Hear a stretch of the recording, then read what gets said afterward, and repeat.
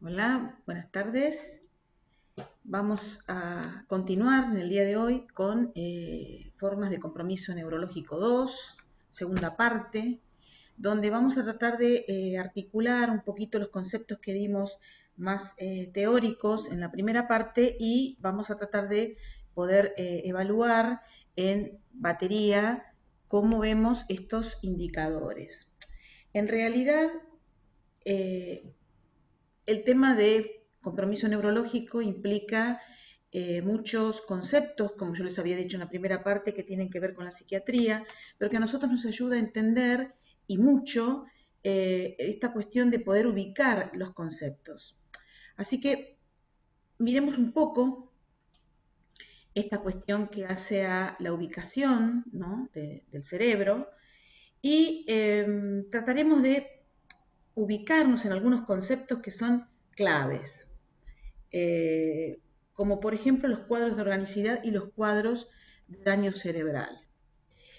Dentro de los cuadros de organicidad, en realidad, nosotros vamos a, digamos, a tener en cuenta eh, a ver, vamos para poder organizarnos un poquito. Vamos a hablar de los cuadros de organicidad y de daño cerebral. Dentro de los cuadros de organicidad, les decía, en realidad observemos que hay dos, podemos decir, vías, ¿no? Observemos que hay síndromes por intoxicación, que tiene que ver con algunas drogas o venenos, como plomo, mercurio, bromuro, cada uno con su particularidad, por supuesto, y sus consecuencias. Por ejemplo, si habláramos de la intoxicación con bromuro, vemos cómo una persona que estuvo expuesta un largo tiempo tiene, bueno, situaciones de cansancio, irritabilidad, lentitud, ¿no? Ciertas alteraciones en la memoria. Pero también están los que de alguna manera nos remite a el consumo del alcohol, ¿no? O sea, nosotros hablamos por un lado de la intoxicación respecto de drogas y veneno y por el otro lado hablamos del consumo de alcohol y la psicosis alcohólica, que nosotros podíamos plantearlos desde una graduación de intoxicación patológica, pasando por el delirium tremens, la psicosis de Korsakoff, hasta el deterioro alcohólico. Aquí en realidad vemos cómo también, ¿no?, se altera la conciencia, hay confusión, alucinaciones, hasta llegar, podemos decir, a una desintegración de la personalidad, donde hay alteraciones en la estabilidad, el control emocional, hasta llegar a la demencia. Por otro lado, vemos aquellas cuestiones que hacen al daño cerebral. Respecto a esto, podemos decir que los trastornos pueden ser provocados por traumatismos craneanos, que podrán ser agudos o crónicos, o por tumores cerebrales. En el caso de, digamos, de los traumatismos, también aparece alteraciones como la desorientación, la angustia, y respecto de los tumores aparecen actitudes de fatiga, de cierta también como emocionalidad inestable. Ahora bien, cuando hablamos, a ver, cuando hablamos de debilidad mental, en realidad no estamos hablando de una definición exacta de debilidad mental, estamos hablando en términos generales y decimos que aparece justamente una insuficiencia en la dimensión perceptiva, del pensamiento conceptual y de la conducta. Y podemos pensar en que esta debilidad mental puede deberse a lesiones, y hablaríamos de una forma exógena, o a aquellas alteraciones influidas por la genética, y estaríamos hablando de las causas endógenas. Eh, A ver, por otra parte, si hablamos del deterioro mental, el deterioro mental puede darse por senilidad, puede darse por demencia, puede darse por una lesión.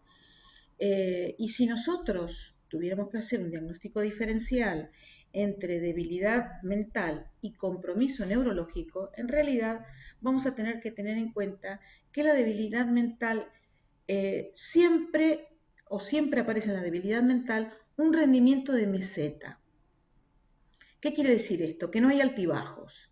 Mientras que en el compromiso neurológico, que un sujeto, digamos, tiene en un momento de su vida algún tipo de lesión, provoca que hay zonas que están de alguna manera conservadas y otras que están alteradas. Si en términos generales, si decimos que un débil mental siempre fue pobre y un lesionado cerebral fue un rico que se hizo pobre. De esa manera lo podemos entender un poquito más gráficamente, ¿verdad? Bueno, en realidad cuando nosotros vemos una situación de debilidad mental, decíamos que hay justamente un rendimiento en el cual todo aparece exactamente con la misma modalidad. Pero lo que tenemos que tener en cuenta, digamos, cuando hablamos de lesión, es el concepto que habíamos estado tomando en la parte 1, que tiene que ver con el concepto de aislamiento.